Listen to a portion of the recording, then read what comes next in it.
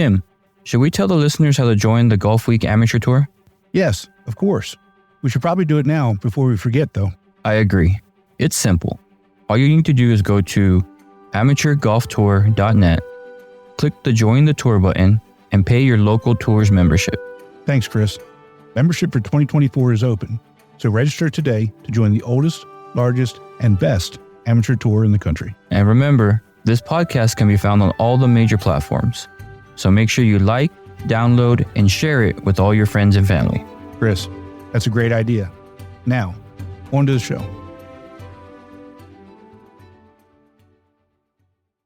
All right, Chris, back to another episode. It's our first post-Masters episode. Yeah, Masters was a great event, like always. Glad to be back. You know, like we say every week, it's exciting to be able to do this for our members, and glad to be able to get back on the mic with you. Yeah, I hope everybody watched, enjoyed the Masters, and if you played out at the regional at Sequoia National, you had a good time up there. We've got a packed episode this week, talking with tour directors and our calligraphy guy. So hopefully you'll stay with us till the end and hear what's going on in a couple of tours that are getting ready to get started for the year. Yeah, let's get it started. All right.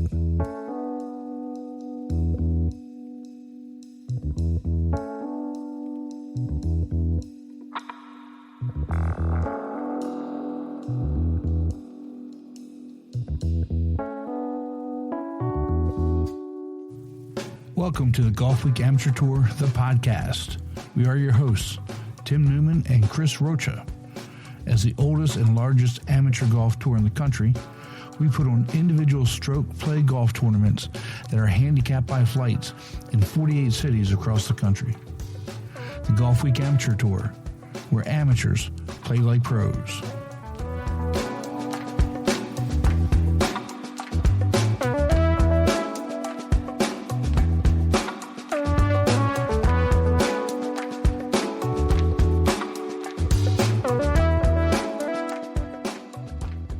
Welcome back, Chris. It's good to see you again.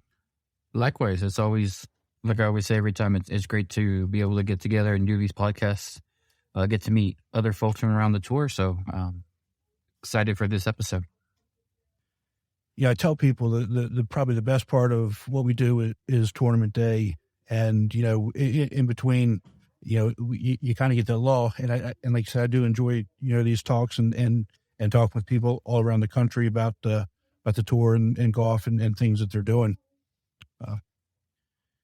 Yeah, I know you've been off for a couple of weeks and I guess kind of taking a break and resting up because you're gearing up for some big tournaments over the next month and a half, right? Yeah, I mean, usually Easter we kind of take a break and then kind of try to give the guys Masters week off. You know, as that being one of the bigger weeks of the year, happened to fall in the same week, so it kind of worked out, but. Had some issues with some tournament courses, had to reschedule. So it gave me about 2 or 3 weeks off, but ready to get back into it. I actually kind of miss having the events and being able to talk with all these guys. So can't wait to see what our next one at a new course that we haven't played at is going to be like. Yeah. Well, we had a 2-day with combo with Upstate while we've been gone, and again, it's great being around the guys, and we'll talk about some of the cool things that happened there, briefly. Yeah, but we got a great episode this week. We're going to be talking with tour directors from the Midwest. They're getting ready to start opening up their season, and outside of I think Minnesota, after this episode airs, will be the only tour that is not opened up yet. So we're really rolling all across the country, and I'm looking forward to talking to Chicago tour director David Bush and Jeremy Austin, the Milwaukee Tour director, here up in a couple minutes. Yeah, it's cool to see that all the tours are starting up. I can't wait to start doing my traveling and getting out to some other tours and playing some events out there. We're about to get to the meat of our schedule. Can't imagine how quickly these guys are going to have events week after week. Yeah. So in the last episode, I told you about Chris Helton, who does the calligraphy, and you asked me to ask him a question: what happens if he messes up. And so I saw him this past week, and I started talking to him about it, and he kind of gave me that look. It's like, oh man, I can't take a messed up scorecard. And as we were talking, I said, hey, why don't you come on and tell everybody about this calligraphy thing and what you're doing? And he was all about it, and I'm so glad for that. So Chris, welcome to the podcast, and I appreciate you taking some time and talking with us. Appreciate the invite, guy. No problem. When Tim had sent me a picture of this scorecard, I thought it was a painting for a second there. It was just beautiful numbers, beautiful writing. So glad we were able to get you on to kind of talk about it. And it's funny when Chris turned his scorecard in this past week, I had one of my players who was we had no shotgun, so I had another one of my players who was helping me read scores, and we had some trouble reading some of the scores, and then when he got to Chris's, he was dumbfounded. He didn't know what to say. He wanted to keep it and take it home with him. That's how nice it looked. And he commented just like you how there were. He's got the red for the birdies, and everything else just looks so pristine. So Chris, what? No, I appreciate that, guys. Yeah. So why don't you give us a little bit of background, and then we'll get into some of the things that we talked about over the weekend, just you and I, of your how the calligraphy started with you. Yeah. So in high school, I worked at a local country club here where I'm from, and pulling carts and doing that, and just took an interest in the golf business in itself. We had a club pro there, and he did the calligraphy, and they're really nice and professional looking scoreboards, and I just took an interest in it, and I asked him how he learned and whatnot. So surprisingly enough, he's like, would you like to learn? And I'm like, well, yeah. So days that were slow or days it was raining, when there wasn't a lot of carts out, I'd go in the pro shop, and he would write out some numbers and some letters, and he would give me the pen and say, hey, try to duplicate this. And he would sit there and work with me. And then he would make me a cheat sheet to take home. And he actually gave me my first set of pens, and I'd go home and I'd literally make these numbers and letters over and over and over again on a pad of paper, just scratch paper, just practicing. And it just kind of evolved from there. And I've kind of made my own style. I used some of his basics that he showed me. I've kept that, and then I've evolved it a little bit, reading books about calligraphy and different types of print. And it's just kind of evolved into my own style. So how long has it taken you to get it to where it is now? Because again, it's I posted a picture last time, and I actually didn't keep the scorecards because Mark has them for this event, and hopefully I can get that posted. But I mean, if for those of you that didn't see it, it looks like a stamp. So how long did it take you, to get from, let's not even say a beginner, but from mediocre to really good where you are now? I would say probably honestly, probably a couple years. I mean, I was like you said, mediocre at best when I first started, and just kept working at it. And I still, like, there are days where I'll sit down here at the bar at my house and I'll just kind of, where some people draw, they'll doodle and whatnot. I'll literally get my pens out and just write, practicing my numbers and letters and trying new. I've got books with different styles, and I try different ones and whatnot. And I just practice it all the time. And I get requests from people to do birthday cards and greeting cards. And, my brother did a thing for his fiance a while back. It was a big poster board thing, and he came over and I helped him with that. So, I mean, it's evolved into a lot more than just doing scorecards and scoreboards for golf. Right. Let's take a quick break and hear from our sponsor, Srixon. A great iron set needs more than good looks. It's gotta be fast and gotta be pure. But good looks never hurt either. The all-new ZX Mark II irons from Srixon.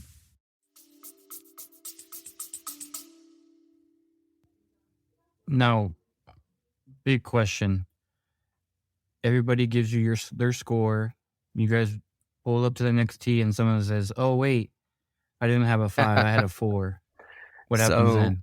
Literally, if you play in my group, I will obviously, as a scorekeeper, I'm trying. I will keep track of what people are shooting on their own ball. Obviously in tournament golf, you have to be that checks and balances for your partners, obviously. But I always reconfirm with each playing partner, hey, you had 4. Hey, you had 5. I rarely communicate par, birdie, double bogey. I communicate by the number. Right. Just because someone can get confused and say, yeah, I had par, and, they forget they were on a par 4 or par 5, and they give you the wrong, then you write down the wrong thing. So I try to double or triple check everything before I make my mark, so to speak. Because like you said, you can't, when you're writing with pens and markers, you can't take it back. So that's how I try to eliminate those mistakes. Okay, that's cool. I mean, because that has to be a pain to get that written down and somebody come and say, "Oh, my bad." But I'm a firm believer on giving the number of what you shot, not like you said, par, bogey, birdie, because you may play that course 1,000 times and forget that par 4 is actually a par 5, and you say par, and that just cuts you a stroke. Exactly. Hey, Chris, when I asked you that question, at the tournament, the look on your face really kind of said it all, and why don't you tell Chris what you said to me about how you hate having a messed up scorecard and what you actually do if it gets a little messed up. Yes. Yeah. So yeah, I mean, I have, I've made a mistake before. I mean, it's going to happen from time to time, but again, unfortunately with pens and markers, you can't erase that. So, I mean, if you look in my golf bag, the courses that I play on a regular basis, I've literally got a folder that I keep multiple scorecards in my bag, and call it crazy or whatever, but I have literally been mid-round and something get messed up, and I fix it. Like I get a new scorecard out and fix it just because I'm that whatever about it. I want it to be neat. I want it to look good. So, but luckily, most of the time, my checks and balances over time, I've eliminated most of the errors, and knock on wood, it doesn't happen very often. So, now, have you ever ran out of ink mid-round? Yes, I have. But if you look, I've got almost a little box that I keep in my bag that I keep my pens in. It's something that someone would use for, say, a fishing application that they keep lures in. And I keep pens and replacement ink cartridges in those. And you go from one course to the next, and some scorecards are very spacious. They allow for large numbers. And some courses have very small boxes, which allow for small letters and numbers. So, and I have different pens that I will break out for different scenarios, depending on how much room I have to write. That's cool. I'm pretty sure some of our listeners are wondering why we're talking about pens and keeping score. But if you saw the picture, it's something else. And I know we're talking about collecting pens. My dad was a big collector of pens, and he had, like you said, little tackle boxes just full of different pens. So it was crazy. Yeah, absolutely. I collect them. I have all different styles of tips and things that I can make different numbers and letters with. And so, and like I said, you never know when you're going to run out of ink or whatever. So I keep all that stuff. And and here's the deal. Not everybody's going to do calligraphy. I get that, but you know, I've scored a tournament before. So I've been on you guys, your side of things. And when you get, 40 or 50 scorecards thrown at you and you're sitting there trying to sort through all that, and you've got someone who is, it's chicken scratch at best and you can't read it, that makes scoring the tournament really, really difficult. And so I can appreciate that. So that's why I try to steer toward the better handwriting side of things. Oh yeah. We appreciate it. Trust us. Chris, you say not everybody will do it, but I've been running tournaments for almost 25 years, and you were the first person who's ever turned in a card that's had calligraphy on it. And I was blown away by it. It's absolutely incredible. So, and especially after, our last tournament, we had rain delay, and I didn't actually see your card on when you turned it in on a Saturday. So I'm not sure if it was on the regular scorecard or on the course scorecard, but I'm sure it was perfect, like always. Yeah, we had to the first day, all the cards on the cart. By the time we got to the first tee, all the cards were saturated. I had a course, a generic scorecard from the golf course itself, tucked away dry that was in good shape and was able to do because the thing with a wet scorecard or a damp scorecard, these pens and markers will not work with any kind of moisture. It'll make it bleed and run. And so you do have to have a dry, you have to have a dry piece of paper or postcard or whatever you're writing off for it to turn out. So enough about calligraphy. Now, how'd you play in the tournament? I didn't really get a chance to talk to you at the end of Sunday's round.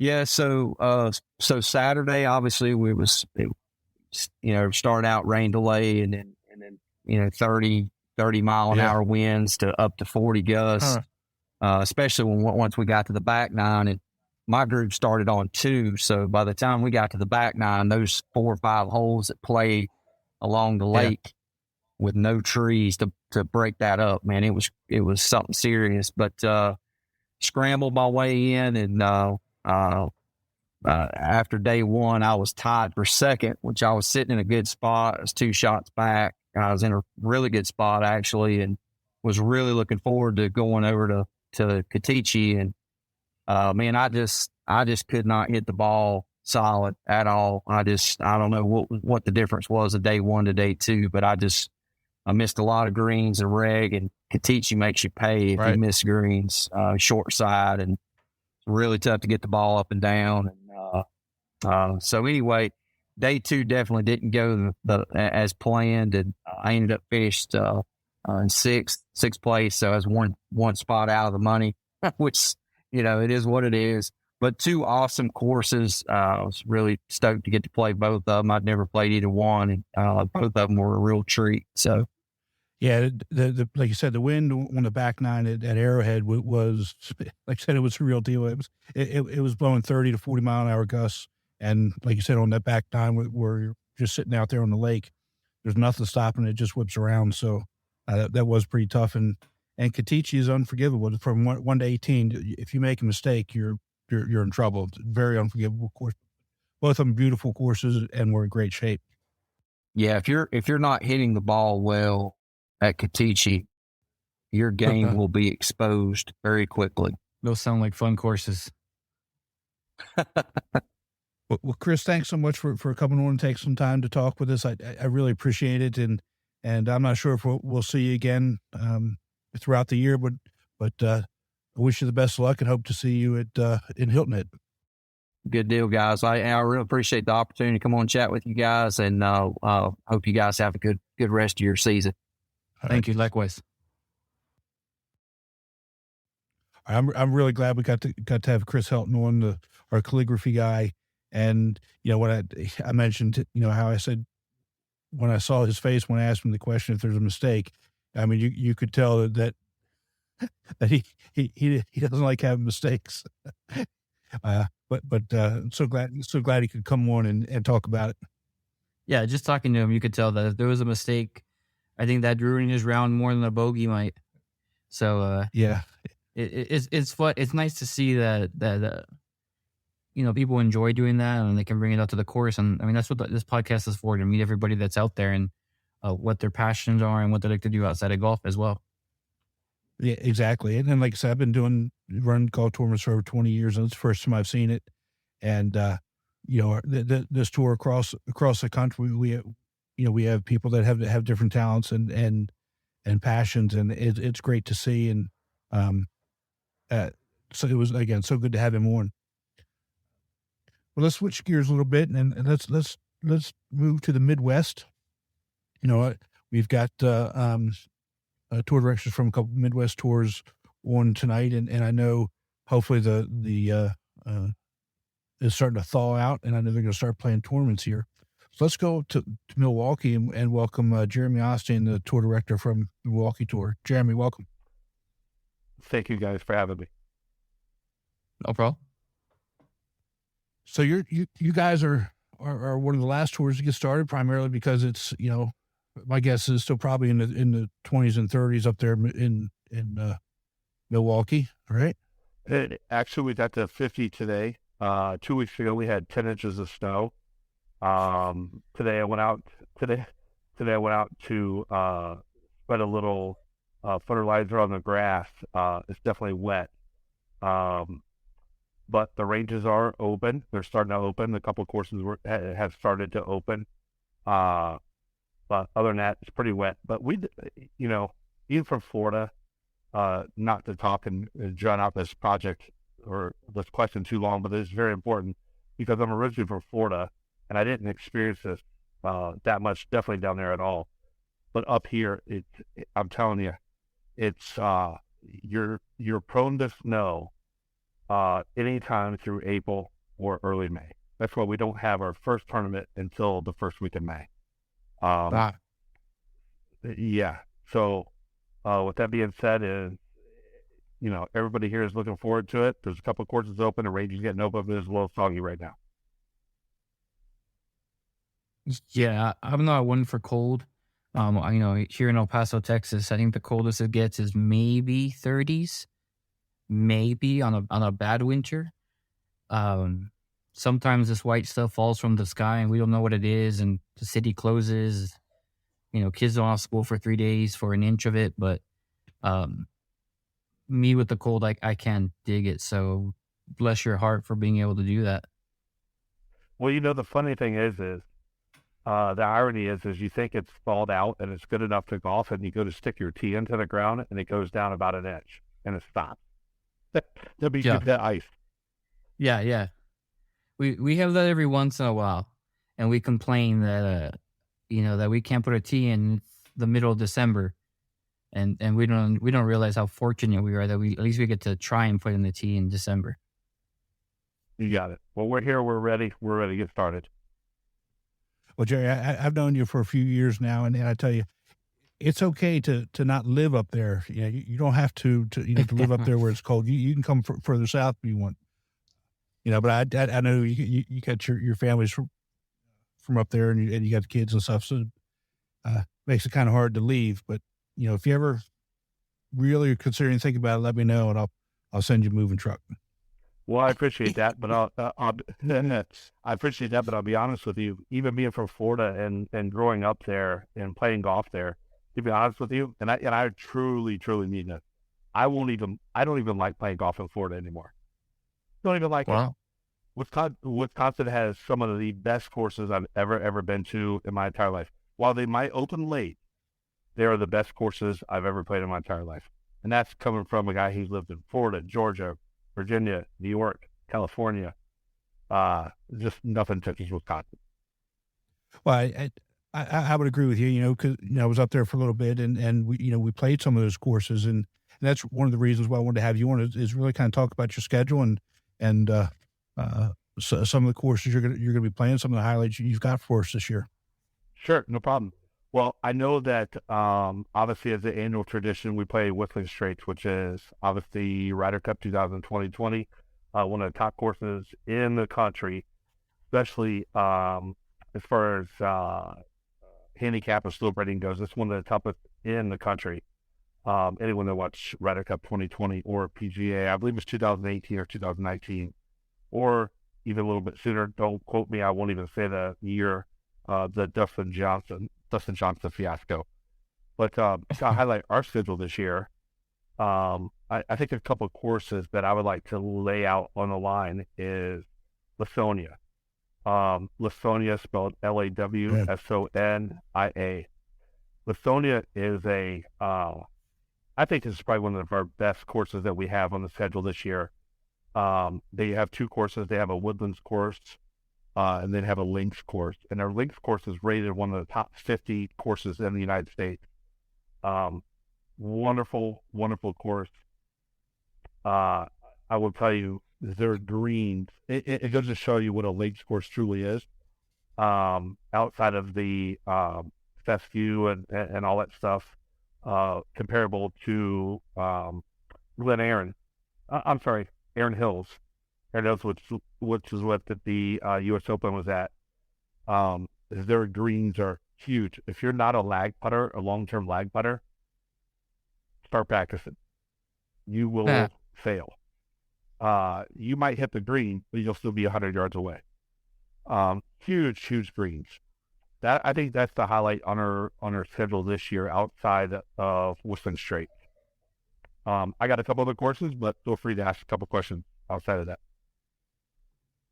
No, I once you said it, I actually pulled up their webpage, and it looks like a fun course. I mean, I'm a big links guy. I like greens that give you a challenge.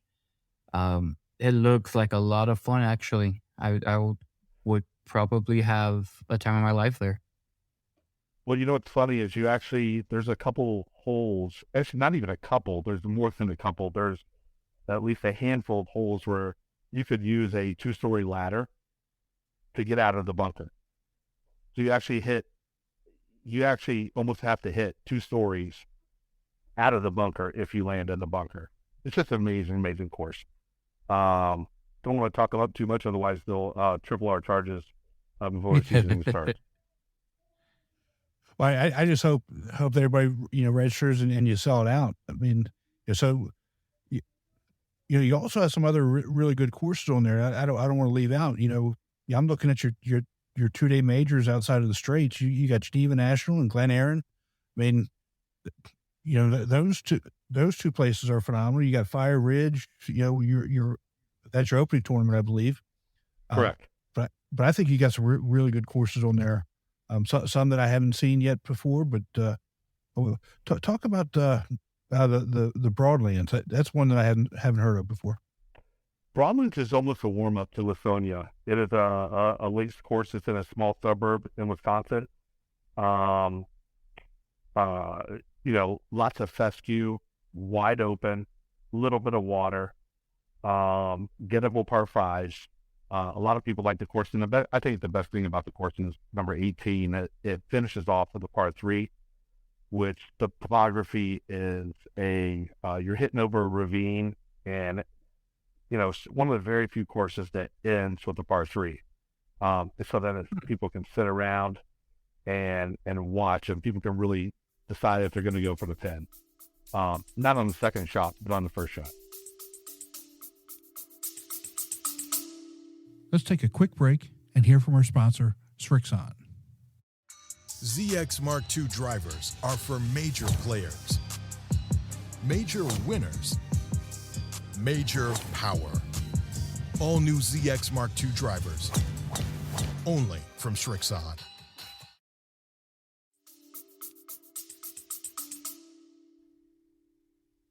That would be cool to see. Now, last year I did go up to the regional that you're having. I had a great time. Black Wolf Run, a fun course to play, challenging on every hole. And then I also went to obviously play Whistling Straits. That was a blast. Being able to just walk the course and have someone carrying your bags in the tournament was just pretty cool.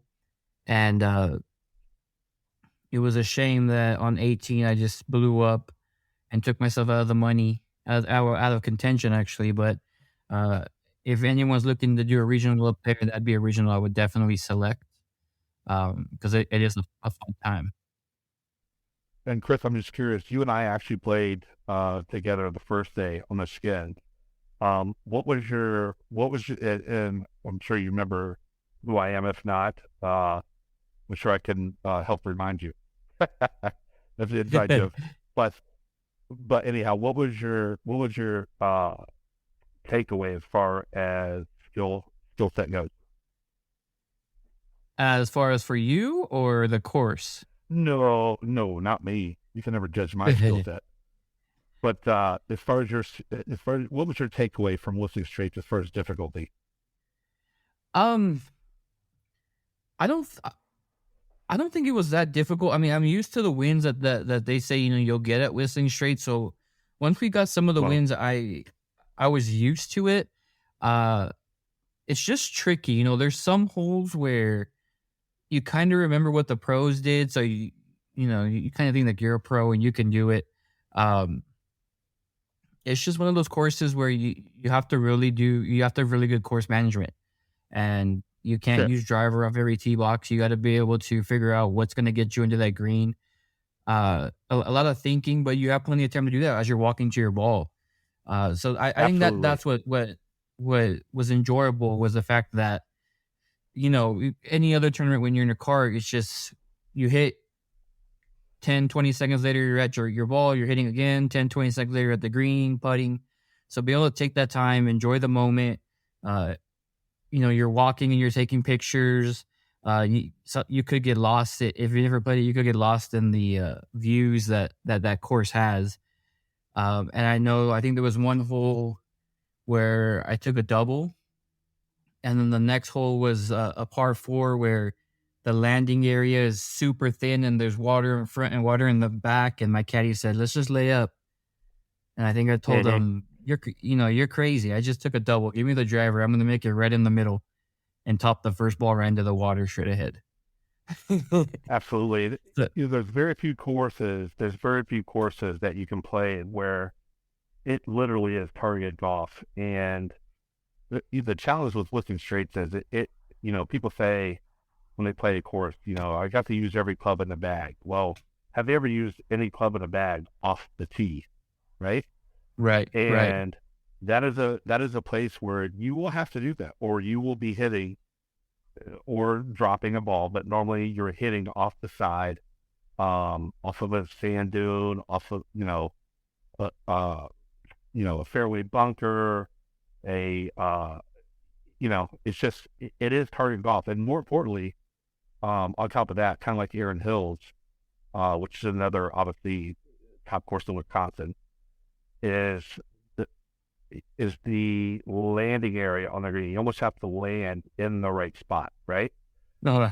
There's a lot of forgiveness at a lot of courses to where, if you land, there's no slope on the green, there's no undulation, where here there is.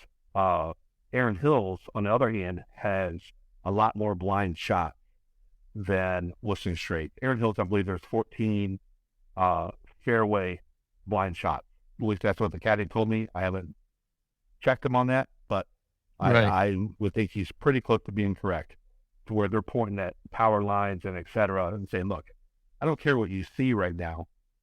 Matter of fact, you can't see anything, but that's what I'm trying to tell you. Aim for that power transformer right there with a little fade and let it draw in a little bit, or let it come into the fairway." So right. Again, it's just a challenge of topography and undulations of different courses.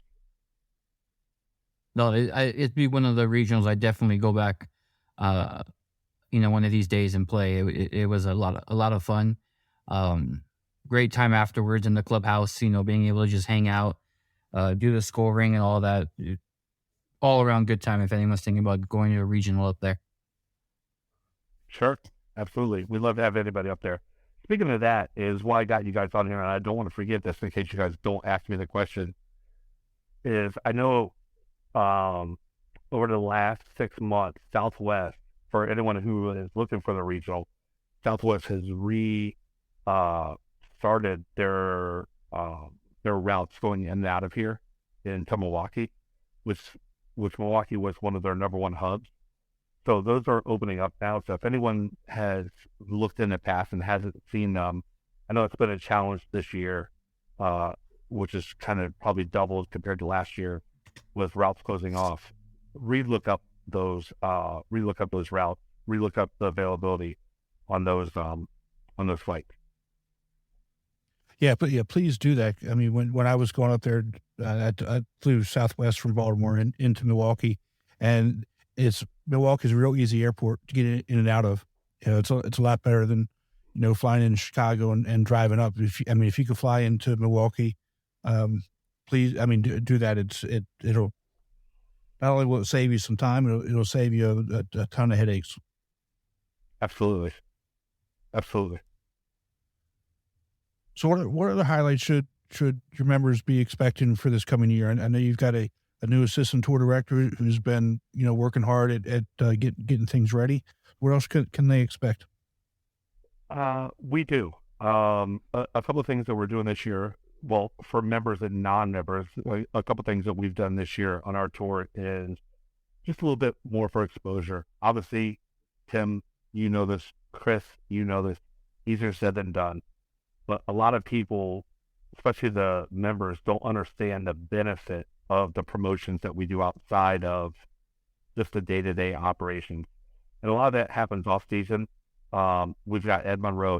I believe this is his third or fourth. I believe it's his third year on tour, but he comes with a background in media. He set up. We were a participant at the Milwaukee Golf Show 2023 Golf Show, and then he got us set up on iHeartRadio's Garbidian on Golf, which is a podcast on there to which we're doing some promotions.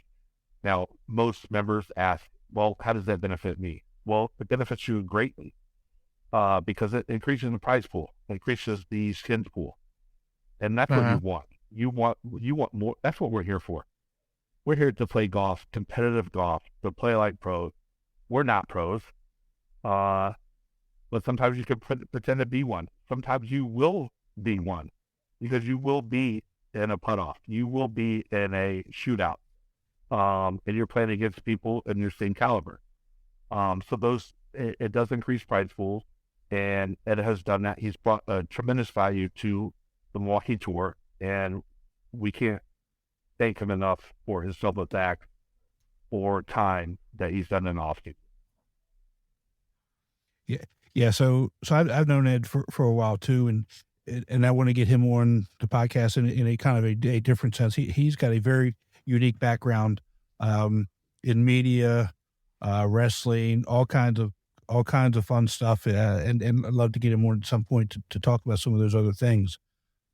But Jeremy, you're absolutely right. The more members that you have playing in tournaments, the bigger the prize pool, the bigger the cash games pool, and you know that's what really, you know, heightens the stakes and brings more people in. You know, so I don't know if you heard the last episode, but we had a D-Flight player in one of our tournaments won over $800 in a one-day tournament in cash games and winnings.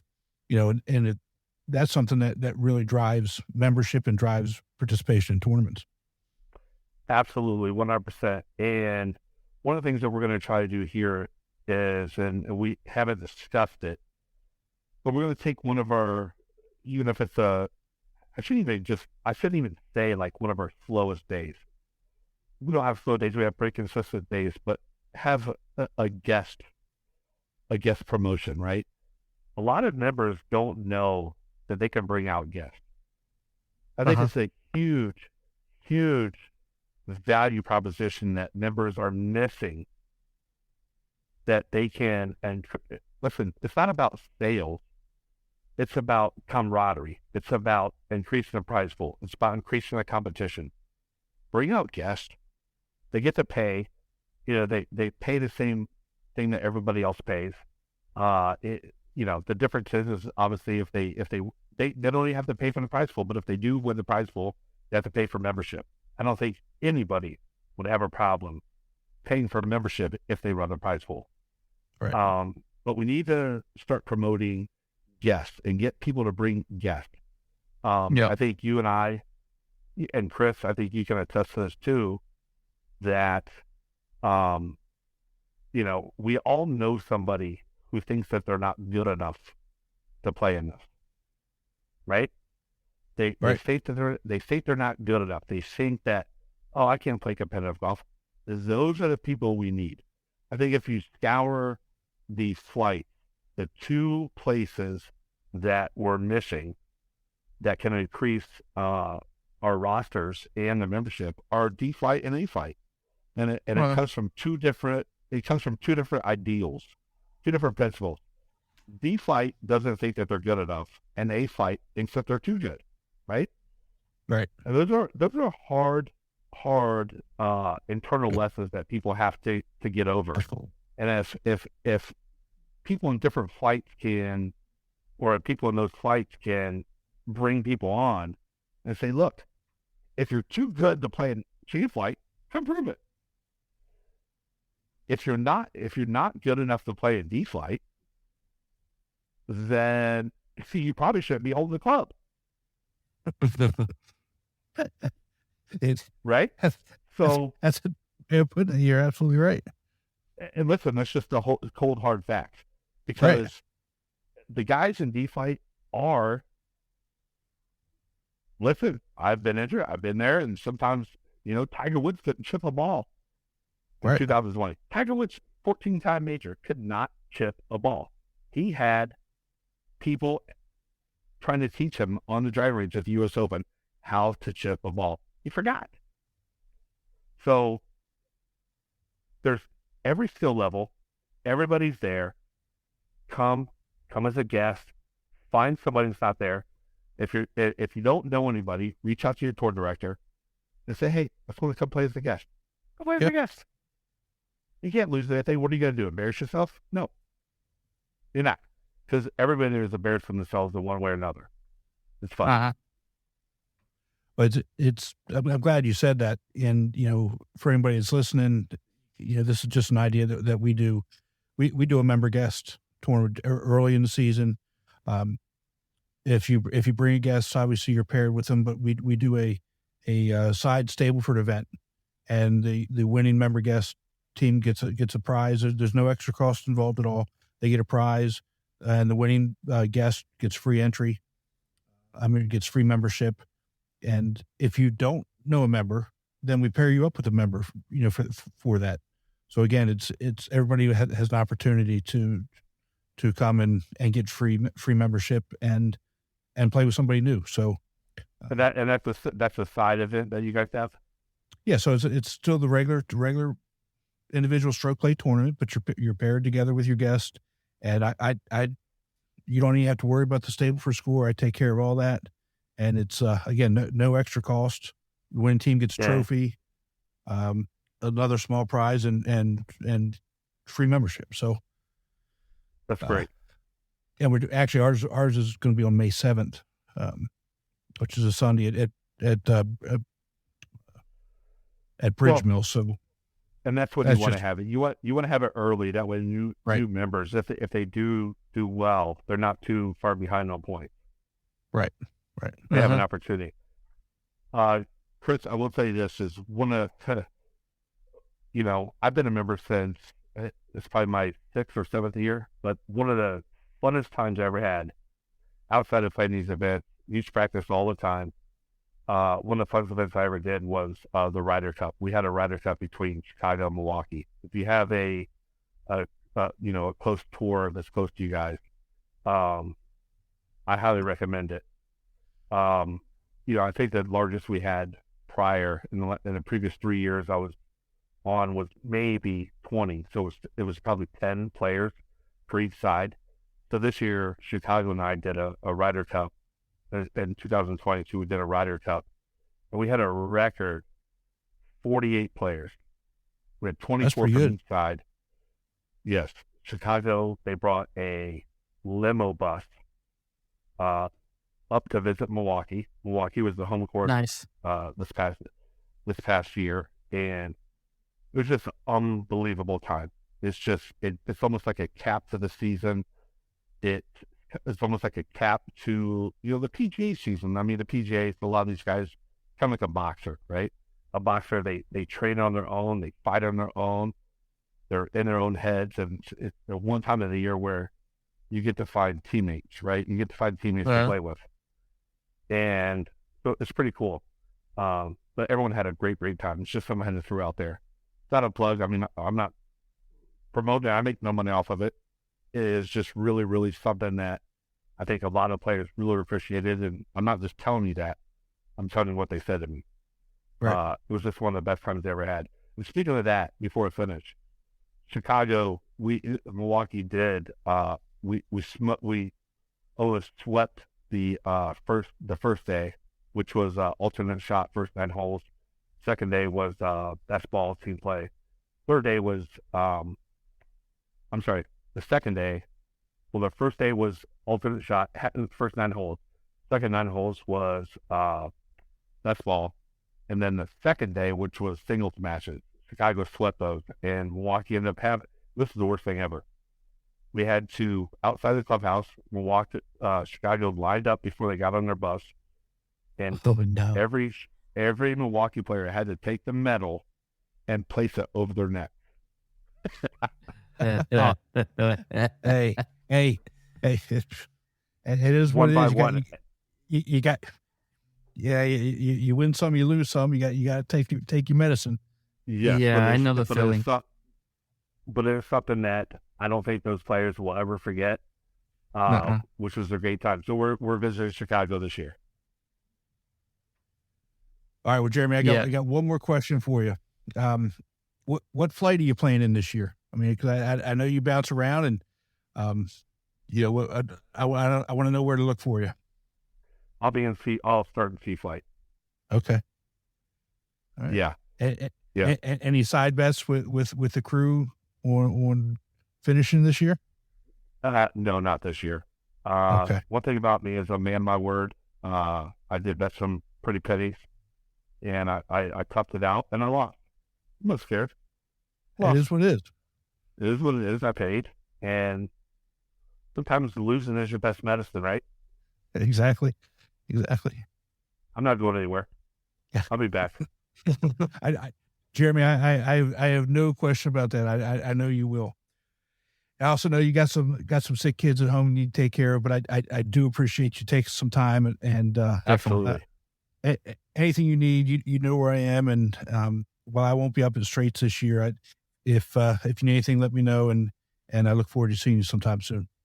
You got it, Chris. Hope to see you here again this year. Thank you, Tim. Thanks for having me on. You guys have a great evening. All right, buddy. Thank you. Care. You too. All right, so it's good to have Jeremy on. He's been tour director now. I think that he's going on either his 3rd or 4th year, and he's done some really good things with Milwaukee. It's number one, it's a tough market to be in primarily because of the weather, and your time is to play golf is so short. But he's done a great job in getting some good quality courses up there and growing membership, and I'm looking forward to seeing what they can accomplish this year. Yeah, I mean, he did bring up the fact that we did play with each other when I went to Whistling Straits last year. And I mean, the name sounds familiar, but I mean, just going out that event, it was well run. I can't imagine not being able to play golf year round since I'm so used to it. But they do a great job up there, and that Ryder Cup. You and me, Tim. We've talked about Ryder Cups before and how much I enjoy them. I think every tour should have a chance, find a tour that's able to do one with them, because not only does it bring your members together, but it brings the local neighboring tours together, and you get to meet a lot of people. So those are always fun. Yeah, and the Midwest people, Chicago, St. Louis, Milwaukee, they're a bunch of good. Well, let's leave Chicago out of it for just a second, because we're going to talk about the Chicago guys. But the Milwaukee and St. Louis, players are great, great courses, easy to get along with. But again, the Milwaukee market, because of the weather, they have such a short amount of time. Chicago, on the other hand, they have about the same, maybe a little bit longer time frame to be able to play, but Chicago is just such a different market, and luckily we have the Chicago tour director with us. I mean, one guy wants to get a face tattoo. I mean, so that's what we're dealing with. If you remember Luke Bone from a couple episodes ago. So luckily we have David Bush, the tour director from Chicago, with us. He's going to talk all things Chicago golf, face tattoos, arm tattoos, throwing medals at each other, all the good stuff. David, welcome, bud. Hey, thank you guys. Appreciate you having me on. Happy to be here. No, thank you for coming. I mean, we've heard a lot about you. You run what I can say, the most interesting probably tour around, with people getting tattoos like crazy. We're pushing for, like Tim said, that face tattoo for the winner. But let's hear it from the man himself. What do you want to tell our listeners about the Chicago tour? Well, first, let me just say that I'm disappointed I couldn't be on earlier in the podcast, because I would love to follow that 80s adult-themed music with Tim's dulcet voice following with, "Welcome to the Golf Week podcast tour." But that's okay. I'll settle for this spot. That's all good. Also, after talking to my wife about the face tattoo, she was all for it. So we're going to put golf on my forehead and then week on Tim Newman's forehead. There you Figured go. that would be pretty cool. We could stand next to each other and really represent. Absolutely. Yes, sir. I'm for that. Yeah. So I did get to hear the Milwaukee director talk a little bit about the Ryder Cup. I noticed that he didn't really want to dive into the results of the Ryder Cup, which is fair to do when you take the whooping that he took. I like to consider myself pretty humble, so I won't bring up the exact results, but that was mostly because the calculator wouldn't go as high as we needed to count up the points on the Chicago side. So this was our first year doing the Ryder Cup, and obviously Milwaukee was a natural choice. It's real close to us. A lot of the Chicago guys traveled to Milwaukee, and Milwaukee guys traveled to Chicago. So it was kind of a natural rivalry. So in planning it, I wanted to make it a real big deal, the inaugural one and the Chicago team. So I actually rented out a big 50-person black limo bus. It had colored lights and TVs, and you could play speakers on the outside of the bus and stuff. So we rented that to drive up, to show up at the course. And then we were blasting the Chicago Bulls theme song when we pulled up, so we could all get out to that theme song. Just really kind of set the tone getting off the bus. Also rented out like a group block of hotels for all the guys, and we all had matching uniforms and all that kind of stuff. We figured we should bring some professionalism to the match, I guess. If we just leave it to Milwaukee, who knows what would happen? Probably a street fight. But yeah, we had a real good time. Everybody, as in Chicago, we all know that we consider Milwaukee our junior varsity tour. So had to go up there and show them how it's down on the court. Savage today, my God. As Chris and I, it's all in love. It's all in love. As Chris and I spoke prior, you very rarely do you get to be the one that gives out the medicine. Usually, you have to take the medicine. Right. So I figure I better give it all out now while I can. Hey, you never know what's going to happen this year, right? Trust me, from experience, enjoy it, but be prepared for the worst if you lose. Oh, yeah. No doubt. As Gabe's probably listening to our episodes, because we know he loves listening to all the episodes, I'm not looking forward to it. We've talked about it before in the past, but Ryder Cups are what make not only golf fun, team competition fun, but also, like we talked about, brings tours together, which is something that not a lot of other groups can say when we have the amount of players that want to go and compete against another tour. 100%. I agree with that completely. Well, David, let's start with your schedule for 2023. You've got both the golf week and the senior. Why don't you give us some highlights on what you have planned for the year? Yeah, I mean, I would say that all of the golfers and their wives are lucky in Chicago because we do have a slightly shorter season. What that means is once the season gets going, we play every weekend. So if you are a golfer looking to play, you can play every weekend. If you're a senior, I should say. So basically, one Saturday I do the amateur, the next Saturday I do the senior, then back to the amateur, back to the senior, back and forth all throughout the year. This year, new for Chicago, I'm starting off with a Masters. I'm calling it a Pick Your Pro Masters tournament. And that's open to both the amateur and the senior. And we're doing it at a private club. So what I'm going to do is when the guys check in Saturday morning, they have to tell me who their player is from the PGA Tour that's playing in the Masters. And then I'm going to take the PGA Tour player score and the Golf Week members score and add those together to create their final score. And that's how we will end up determining the winners of this tournament. Got some special prizes. I don't want to talk too much about those right now, but they'll be posted online, and I think that they're pretty cool.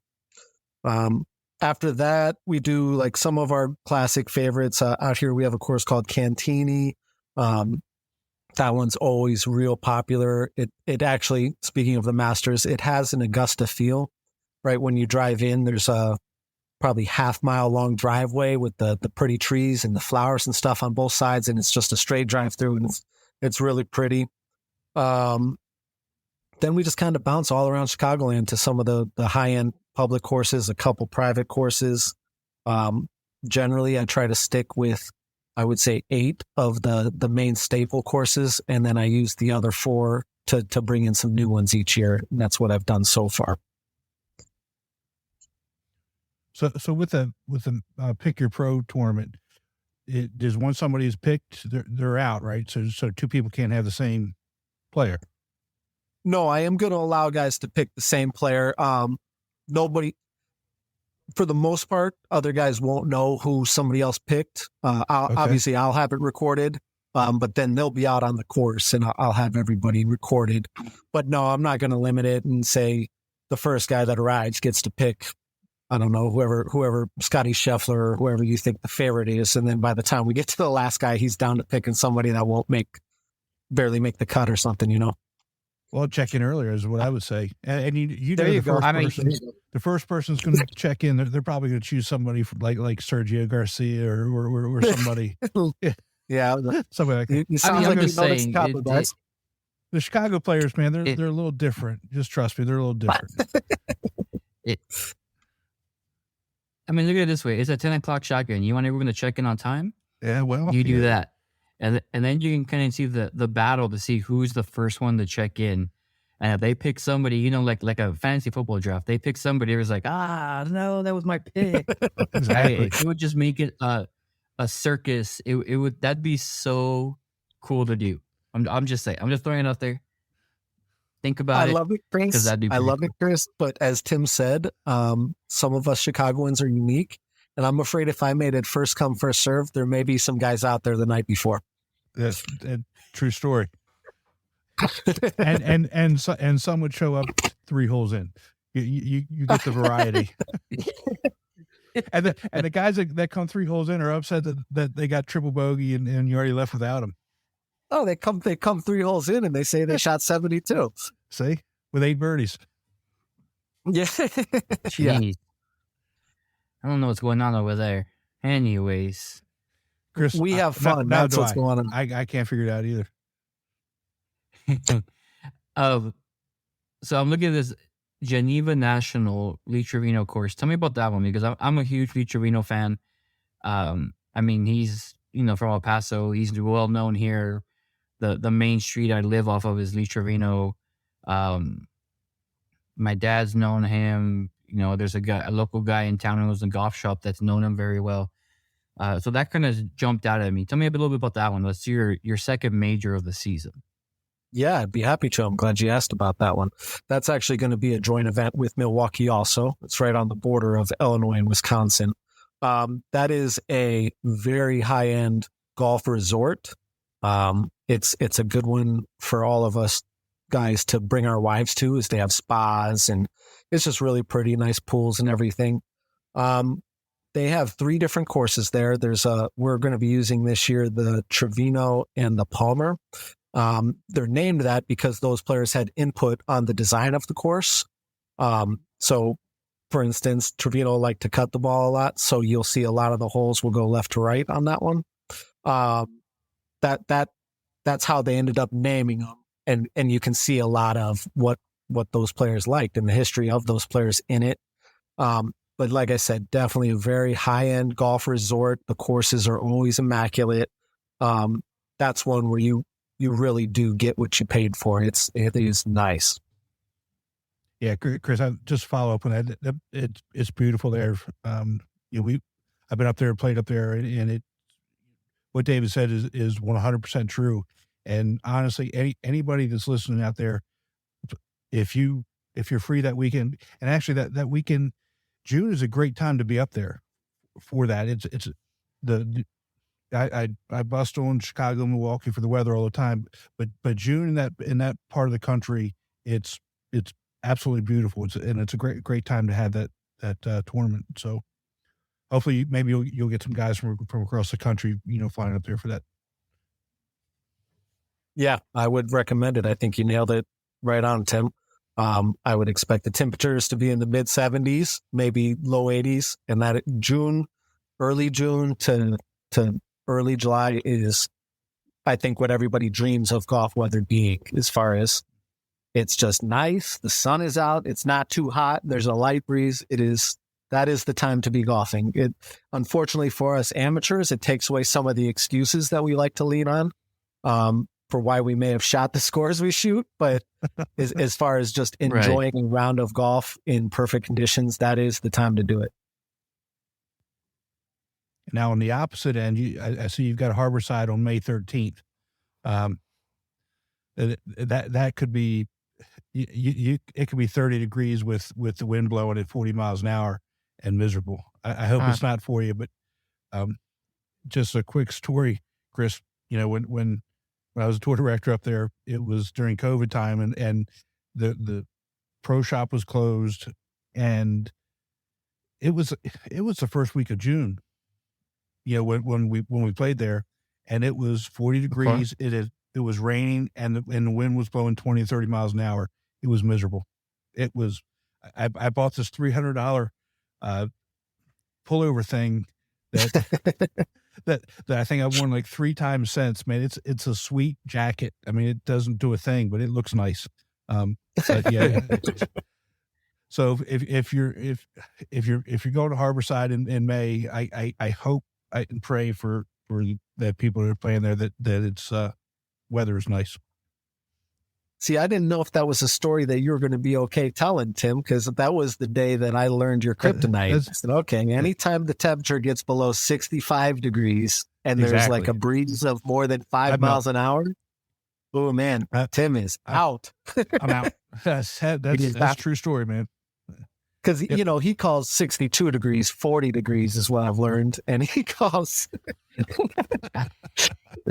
and a sprinkle is also like a torrential downpour.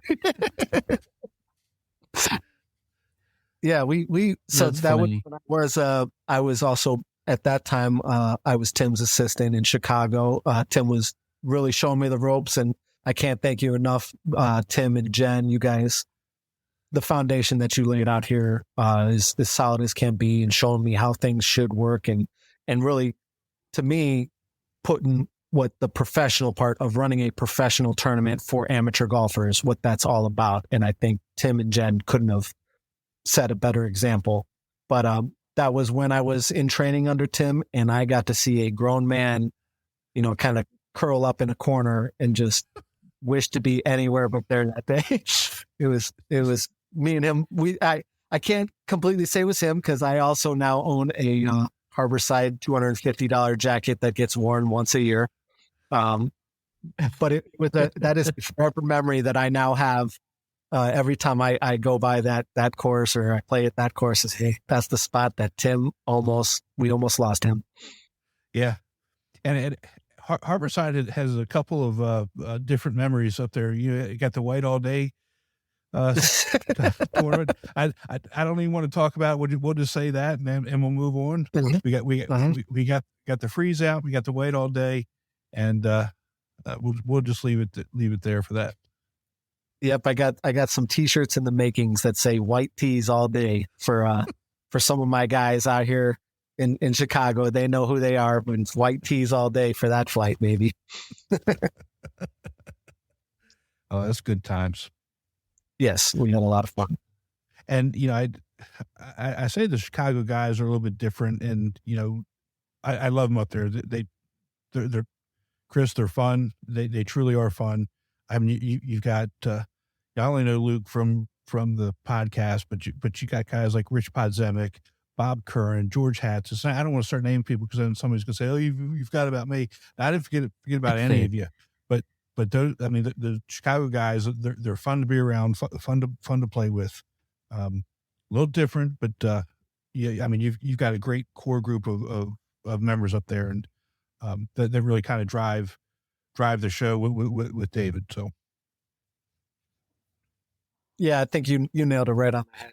I think all of us directors would say the tour is only as strong as the members. And I would put my members up against any other members around the country as far as the fun that we have, the competitiveness, along with being truly, genuinely happy for other players when they do well, the welcomeness to new members that come by.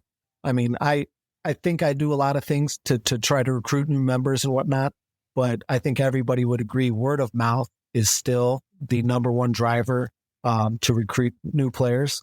And the guys on my tour are just amazing. And I think I couldn't say thank you enough times to the players who just go out and just say, "Hey, come on, try this. Come on, have some fun." Right.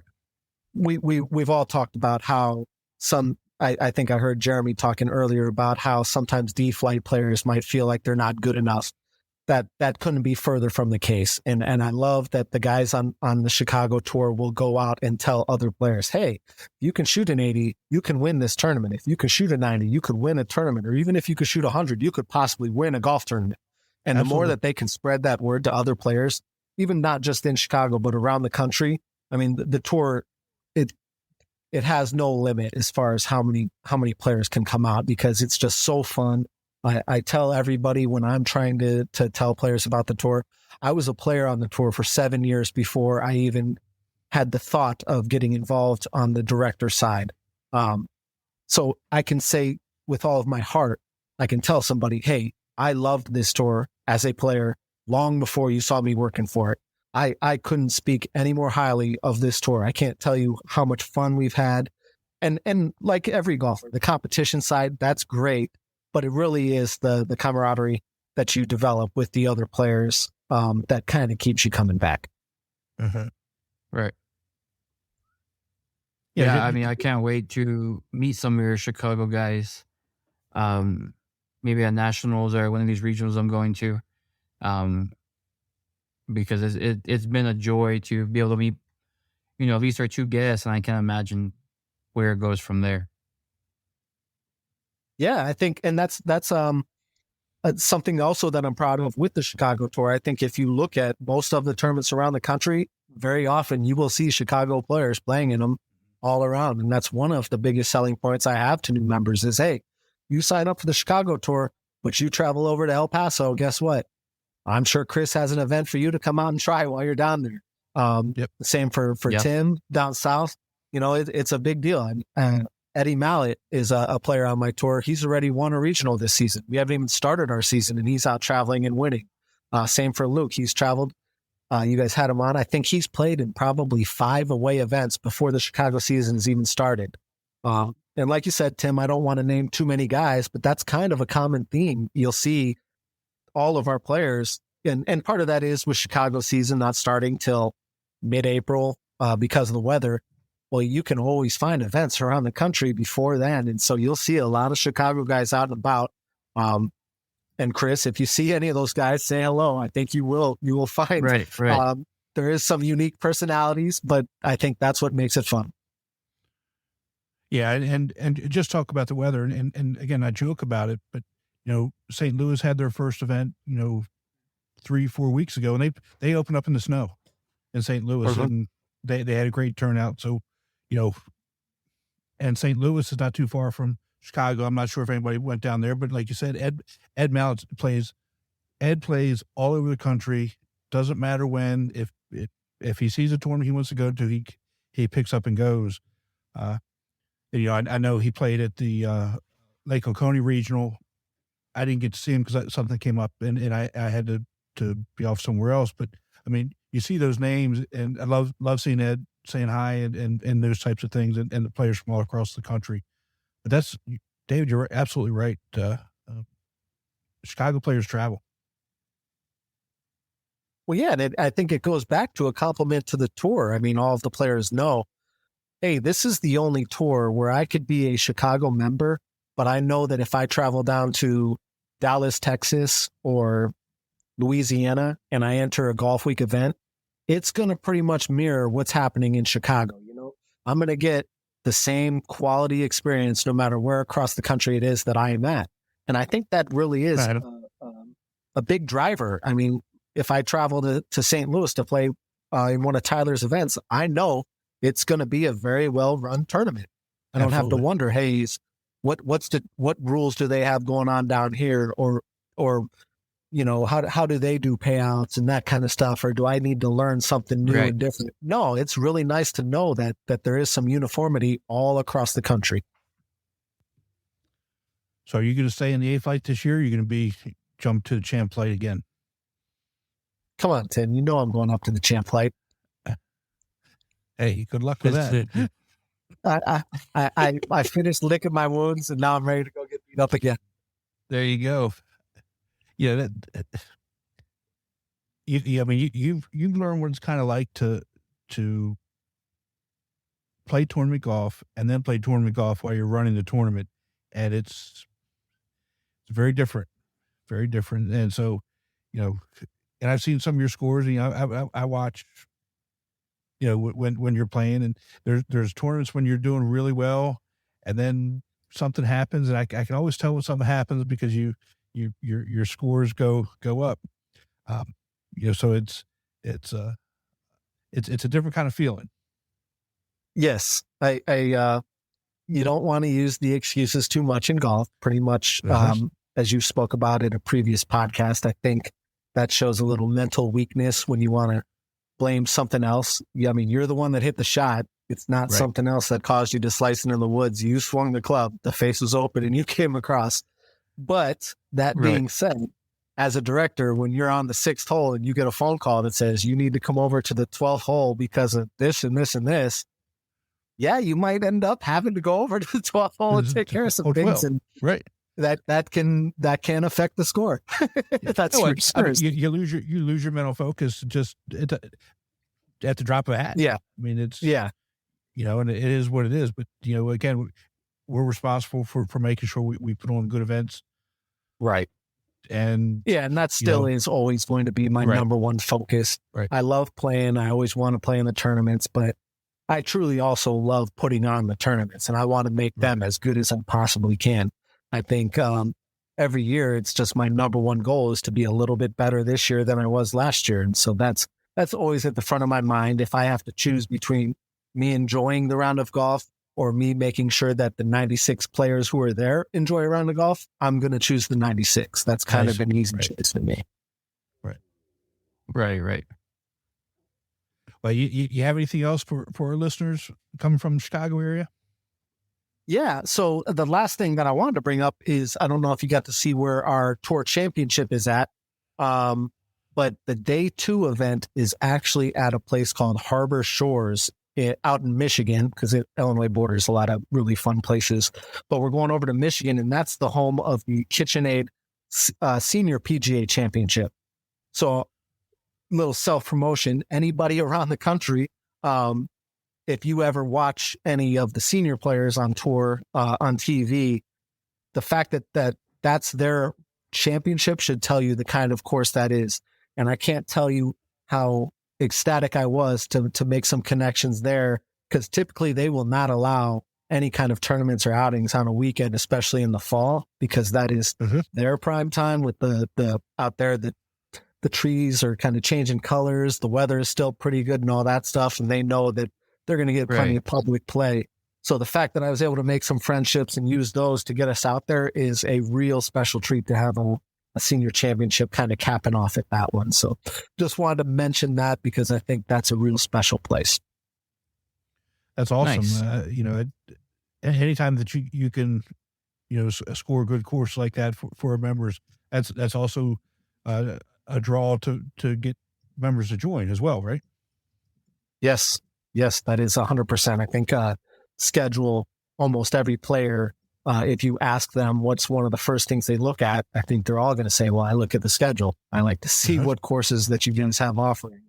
Take a lot of pride in the fact that I think all of the tours around the country offer some of the best courses to play at that you possibly can. I mean, I know that when I just came back from golfing with Gabe out there in Phoenix, and one of the things I did was look at the Phoenix schedule to see what courses were on it, because I knew if they're on that schedule, they're probably some pretty good courses. So that'd be a good place for me to figure out where I want to play. Right. Well, Dave, thanks again for coming on and spend some time with us. I really appreciate it. And it's good to see you. I know we don't talk as much as we used to, but anything you need, you know where I'm at. Always here to help. And hopefully I'll see you in October National Championship. Yes, sir. Tim, I appreciate you having me on. Chris, love listening to you guys. Keep up the great work. I truly do enjoy the podcast. All of us Chicago guys listen to them. Usually gives us a couple good laughs, and I think it's something that all of us golfers can relate to. Chris, love hearing about your goals. Wishing you luck on getting to them. And then Tim, appreciate it. Tim, keep that recovery going, my man. I want to see you back out there soon. Oh, I'm working at it, and hopefully by the time October comes, I won't be limping anymore. And they say I should be able to play golf by August. We'll see. We'll hold my breath on that one. So, I mean, but did you tell the doctor you couldn't really golf before? Well, I'm just talking about swinging a golf club. I mean, wow. he knows that. So everybody knows that. I mean, I actually think my tour index is like 30 something at this stage. It's like, oh, good. You got it down a little bit. I think it's bordering on as high as you can ever be. So I'm looking forward to to coming back and shooting 140. Right on, my man. Right on. All right, but my best to everybody up in Chicago, and we'll talk to you soon. All right, guys, take it easy. I always say it's great to have, the tour directors and our guests on, but, David Bush from Chicago was not only a great guest, but he's done some really good things in Chicago. I joke with him about the players and how they're different, but all kidding aside, they're a bunch of great guys up in Chicago. They'll bend over backwards for you. And, David's done a really good job with, growing that tour in Chicago and getting these guys to come out and play in tournaments. Yeah, the guests were all great. We get to see the tour directors once a year, but being able to see their passion for their members and being able to hear it is encouraging. And like I said before, we get to meet a bunch of people when we get to travel and play these tournaments, and being able to know who their tour director is. I just can't wait to meet more of these Chicago guys, the Milwaukee guys. You name the tour directors we've talked to. Their members just sound like a bunch of fun. Yeah, they are, and the Chicago guys, and not talking out of school, they travel. They go all over the country to play, and it's good. Like I said, it's always good to see them. But it'll be nothing to see them show up, in Atlanta, or like you said, Dallas, or Charlotte, wherever it is. They travel, really all the time. Right. Yeah, you see it. You see it at the regionals. You see it at the national championship. And when I get to bring guys from El Paso to these events, we may be the smallest group out there, minus TPC Scottsdale, but it's fun to be able to root on your fellow tour members, especially on their flights when they're competing. Yeah, and I would encourage, listeners all over the country to think about, going to the Chicago Tour or the Milwaukee Tour with some of these courses that they're in, especially, like we talked about in that June, early July timeframe, that they're playing some great courses, and that's really the sweet spot in terms of weather for up there, where it's mild. It's not really not too humid. You're going to get good weather. You're going to play some great courses.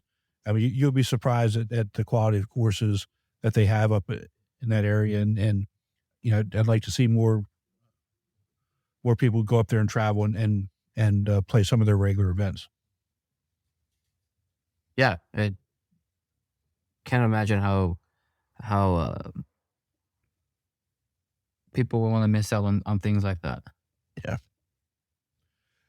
Well, we had our first 2-day event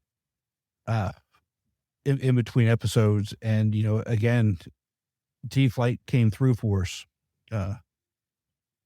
You heard Chris Helton, our calligraphy guy, talk about the Arrowhead course on the back nine, which the Arrowhead course it's a beautiful course. It's a Georgia State Park course, right on Lake Hartwell, and the back nine really kind of skirts Lake Hartwell, and it was we had a rain delay on the first round, and wind was seriously blowing 30 to 40 miles an hour gusts, and we had a D-Flight guy on the first par 3 hit the ball within 10 inches of the cup, so he wasn't close to the pin on that, and then on the next par 3 on the back nine of the Arrowhead course, got a hole in one.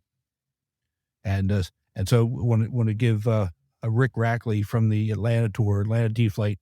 Rick, congratulations on that hole in one. It's hitting into the wind and getting the hole in one.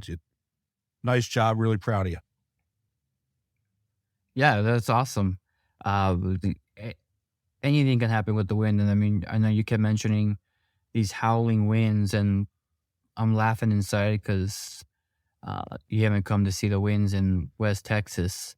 One day you will, though, and you'll see what I'm talking about. But anyways, I mean, I had a similar situation last year at an Arizona event, into the wind. I think I hit one of my many hybrids I have in my bag. We heard it hit the stick and lost sight of it. Thought it went in, and it was 3 to 5 inches behind the cup, and the flag was hiding the ball. Oh. We didn't even see it until we drove to the side of the green. So at that point, it's exciting to hear that it was a hole in one. Do you know if it was his first one ever, or if he's had one before? Yeah, first one ever. Okay. Yeah, I mean that's you get to celebrate that with all the players that are there.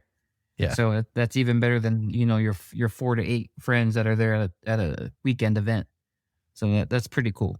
Yeah, exactly. And this is his second year on tour. He only played a couple rounds last year, and now we're only 2 tournaments in, and he's hooked for life. So it's good to see, and he actually had overall a very good weekend. Right now, I'm gonna throw a wrench at you, but I really hope he did skins and super skins and closest to the pin. So here we go. I don't know why people don't just make their donation. He did close to the pin, and he did flight skins, but he did not do super skins. That's heartbreaking. It is. What are you gonna do, right? I mean, I talked to him back at a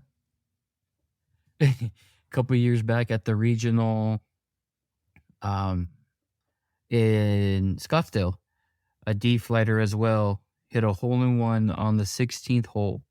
Okay, so I mean, obviously the stadium's not up, so it's not as crazy as it would be, but still, to say you have a hole in one on the 16th hole at TPC Scottsdale is not a bad thing to say.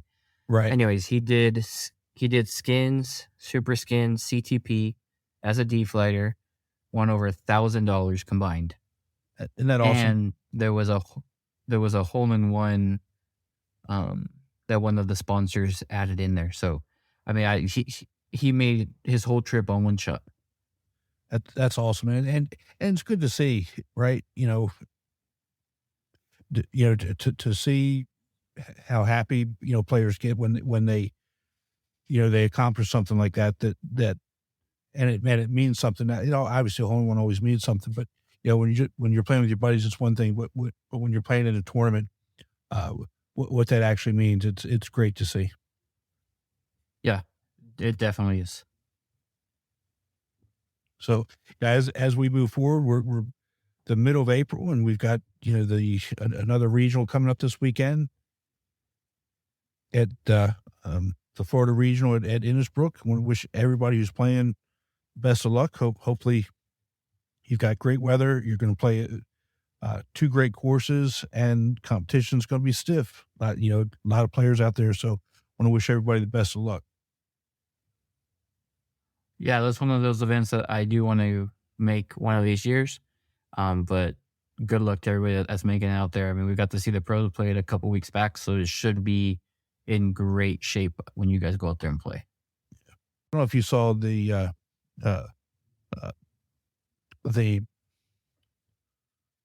Tiger Woods tweet about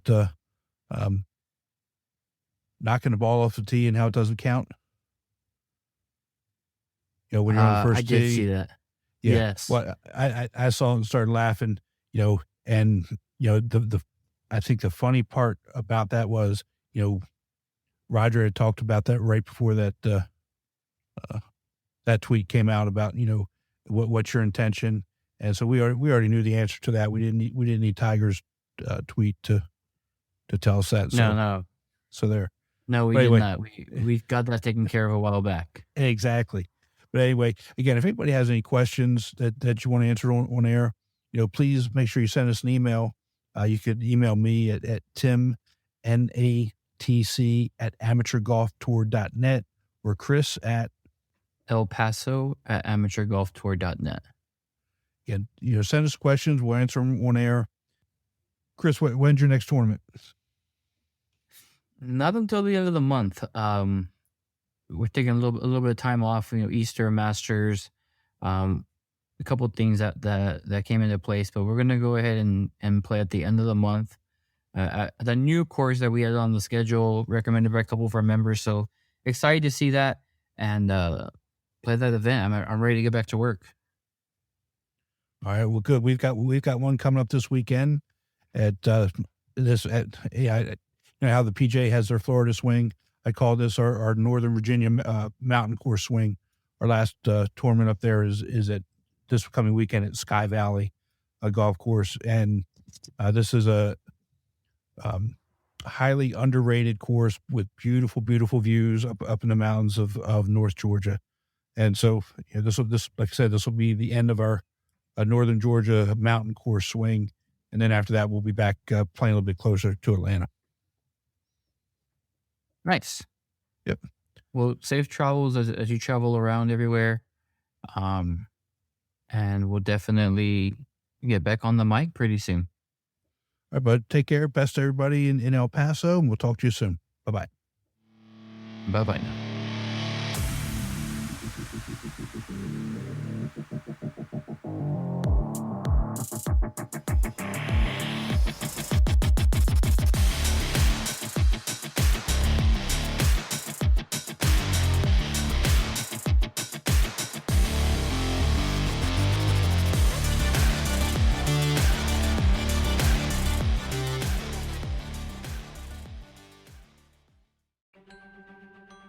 Chris, we didn't do it again. What didn't we do? We didn't say how to join the tour. That's right. It's simple. All you need to do is go to amateurgolftour.net, click the Join the Tour button, and pay your local tour's membership. Thanks, Chris.